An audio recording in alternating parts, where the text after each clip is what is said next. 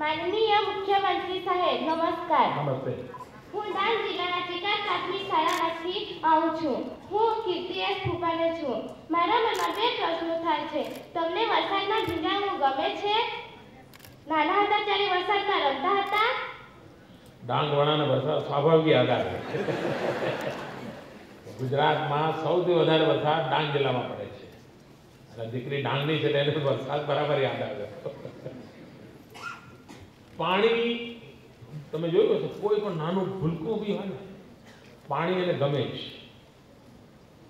Even ઘરમાં પણ નાનું ટાબરિયું હશે ને તો પાણીમાં છબછબિયા કર્યા છે। એ કુદરતી વ્યવસ્થા છે। મનુષ્યને આપણે જે પંચ મહાભૂતના બનેલા છે ને એમાં એક જલ છે। શરીરની રચના એવી છે કુદરતી કે જે પંચ મહાભૂતથી બોડી બનેલું છે એ પંચ મહાભૂતનો સ્પર્શ આપણને હંમેશા એક નવી ઉર્જા આપતો હોય છે। દાખલા તરીકે તમે ઘણીવાર ઘરે આવો ને તો મન શું થાય? બારીઓ ખોલી નાખો, બધી બારીઓ ખોલી। કેમ? તો જે પેલા પંચ મહાભૂતોનું એક તત્વ હવા પણ છે। તમે ઘણીવાર આમ ખંડેલો થાય સેજ બહાર લોબીમાં જઈએ, આકાશમાં જોઈએ। તમે જોયું આ બધું આપણે સહજ કરતા હોઈએ છીએ, પણ આની પાછળ મોટું વિજ્ઞાન રહેલું છે। જે પંચ મહાભૂત, જે પંચ તત્વથી શરીર બનેલું છે એ પંચતંત્રનો જ્યારે જ્યારે સ્પર્શ થાય, જ્યારે જ્યારે એના નિકટ આવીએ તો આપણને એક અલગ ઉર્જા મળતી હોય છે, અલગ ચેતના મળતી હોય છે। શરીરના ચેતના તંત્ર જાગૃત થતા હોય છે। પાણી પણ એમાંથી એક। તમે ખૂબ થાકેલા હો અને દુનિયાનું ગમે તેવી મોટી કંપનીએ બનાવેલો સ્પ્રે લઈને આમ છાંટો ને, થાક ના ઉતરે, પણ સેજ મોં ધોઈ નાખો તો કેવા ફ્રેશ થઈ જાવ। પાણીની આ તાકાત છે। પંચ મહાભૂતના પાંચે તત્વોની એ તાકાત છે અને જેટલા એ તત્વોની સાથેનો નાતો રહે એટલી જીવનની ઉર્જા સતત રહેતી હોય છે। પાણી એમાં એક અધકેરું છે, સ્વાભાવિક છે। વરસાદમાં ભીંજાવું ગમે, દરેકને ગમે।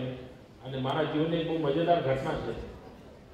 અહીંયા જનસંઘના એક બહુ મોટા નેતા હતા, વસંતભાઈ ગજેન્દ્ર ગઢવી, લો કોલેજના પ્રોફેસર હતા અને શરીરમાં ઘણી બધી બીમારીઓ, બહુ નાની ઉંમરમાં ડાયાબિટીસ થયેલો, હાર્ટના પેશન્ટ હતા, પણ એમને વરસાદમાં ખૂબ ગમે।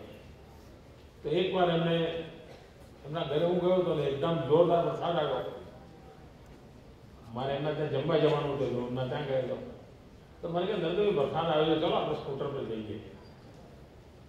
મેં જોયું ભાઈ આપણે સ્કૂટરમાં વરસાદમાં કે અરે ચાલ ચાલ, તે મને એમને એમના સ્કૂટર પર બેસાડ્યો અને એ દિવસે વરસાદ ખાસો આવ્યો। જેટલા સમય વરસાદ ચાલુ રહ્યો એ વરસાદમાં સ્કૂટર લઈને ફર્યા જ કરે, હું પાછળ બેઠેલો અને મને બરાબર યાદ છે પછી હું ખાસો માંદો પડેલો,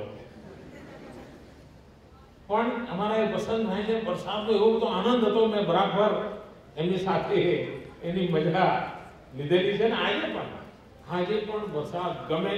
તમે પૂરા ના નહીં શકતા હો તો પણ એમ થાય બારી ખોલીને આમ હાથ તો લાંબો કરી દઈએ, વરસાદ ઝીલવાનું મન થતું હોય છે, સહજ હોય છે।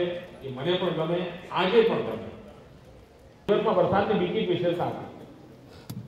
મારા પિતાજી અમારે ત્યાં વરસાદ પડ્યો, પત્ર લખ્યો હતા સગાવાળાને કે આ ગામ આ વખતે વરસાદ સારો થયો છે। ત્યારે મને એમ થતું ના બાપુજી શું કામ બધો ખર્ચો કરે છે?